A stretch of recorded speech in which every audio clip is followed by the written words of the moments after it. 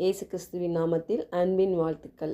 இன்றைக்கு பரிபூர்ண ஜீவனின் அனுதின தியானத்தின் தலைப்பு தெய்வீக அறிவில் வளருவோம்.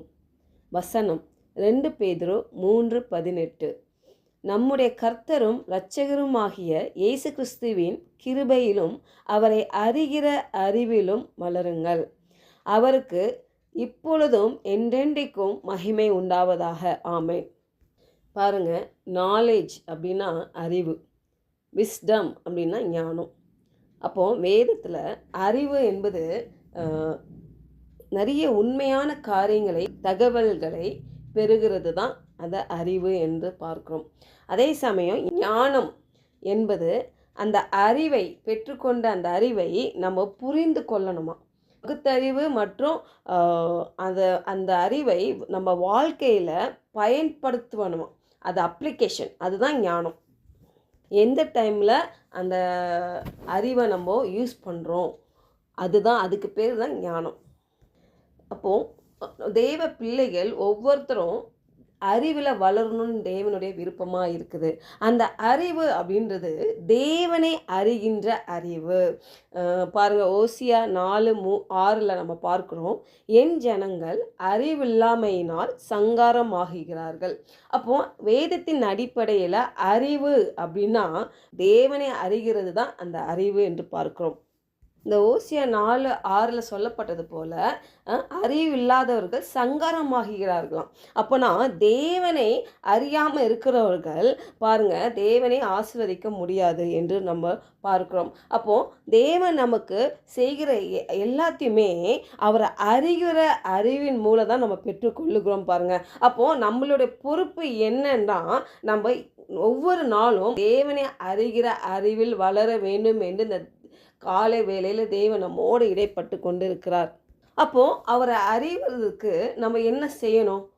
நம்ம லைஃப்பில் நம்ம என்ன பண்ணணும்? ஒரு அர்ப்பணிப்பு தேவை. தேவனை அறிகிற அறிவில் நம்ம வளர வேண்டும். இப்போது நம்ம ஒரு மலையில் ஏறி செல்ல வேண்டும் என்றால் நம்ம என்ன பண்ணோம்? தொடர்ந்து முயற்சியில் அது நிலைத்திருக்க வேண்டும். அதற்கு ஒரு ஒழுக்கம் தேவை. அதே போல தான் தேவனை அறிகிற அறிவில் வளர வேண்டும் என்றால் நம்ம என்ன பண்ணோம்? தொடர்ந்து முயற்சியில் அனுதினமும் வேதத்தை படிக்கணும். அந்த கன்சிஸ்டன்சி வேணும். நான் அதில் நிலைத்திருக்கணும். அது ஒழுங்காக ஒரு டைமில் நேரத்தை செலுத்தணும். ஒழுக்கமான முறையை கடைப்பிடிக்க வேண்டும். அப்போது பிலிப்பியர் 3:8 கூட பார்க்க முடியும். அது மாத்திரமல்ல, என் கர்த்தராகிய கிறிஸ்து இயேசுவை அறிகிற அறிவின் மேன்மைக்காக எல்லாவற்றையும் நஷ்டம் என்று எண்ணிக்கொண்டிருக்கிறேன். நீங்கள் பவுல் சொல்லுகிறாரு, இயேசு கிறிஸ்துவை அறிகின்ற அறிவில் நான் வளர்றதுக்கு, நான் மேன்மையாக நான் எண்ணுகிறதுக்கு மற்ற எல்லாமே நான் நஷ்டம் என்று எண்ணிக்கொள்ளுகிறேன்.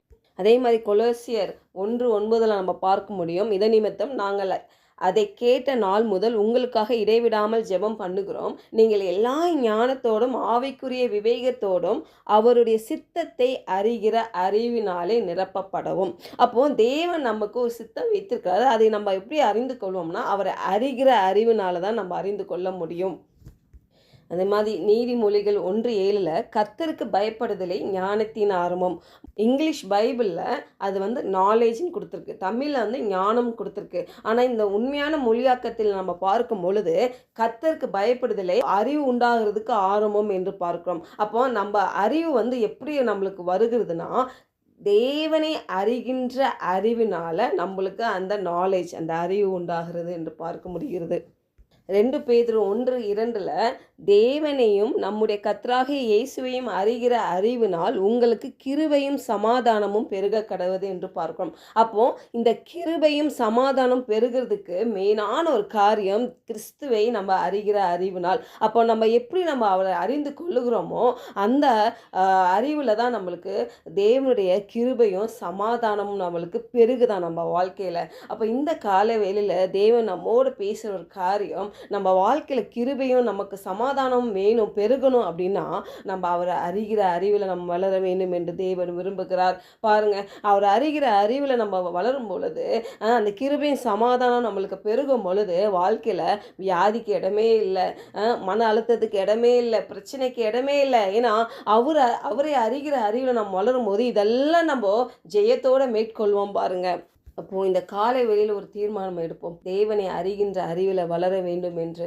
வார்த்தையை நம்ம வாசிக்க வாசிக்க அவரை ஆழமாய் அறிந்து கொள்ள முடியும், அவர் மனதை புரிந்து கொள்ள முடியும். ஜெபிப்போமா. பரலோக தகப்பனே, இந்த வேளையில் நாங்கள் தியானித்தது போல ஆண்டவரே, அப்போ உண்மை அறிகின்ற அறிவில் நாங்கள் வளர நாங்கள் தீர்மானிக்கிறோம் ஆண்டவரே. அப்போ எங்கள் பரிசுத்த ஆவியானவர் எங்களுக்கு உதவி செய்வீராக என்று கூட நாங்கள் ஜெபிக்கிறோம் ஆண்டவரே.